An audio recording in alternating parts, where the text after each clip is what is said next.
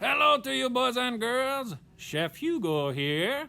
I am very excited. Someone is coming to see me. Oh, she's here. Hello. Hi, Hugo. Hello, Hi, Mrs. boys and Fatta. girls. Me. What's wrong, Hugo? Mrs. Fatta, can you tell me why are you wearing a mask? Is it Halloween already? You know what, Hugo? I am so glad you asked me that question. Right now, everybody in our whole country has to worry about keeping each other safe. And we don't want anybody to get sick, so we want to keep our germs to ourselves. So that's why we're all wearing a mask, and this is how we show we care about other people. We don't want to share our germs with them, and we don't want them to share their germs with us either. Oh, is that why all the boys and girls are wearing masks?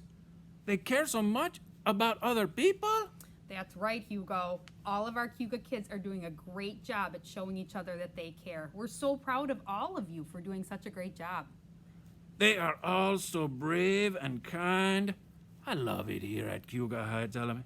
I wish I had a mask so I could be like a Cayuga Kid.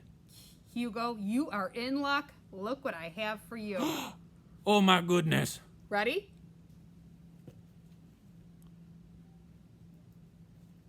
Someone turned Is that good?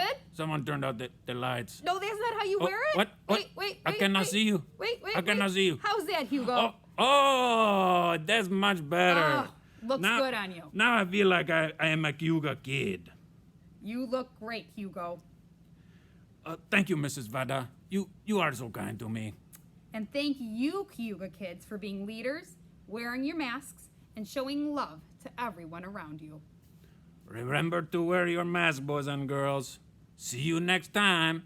And as always, Go Cayuga Heights! Mwah! Mwah!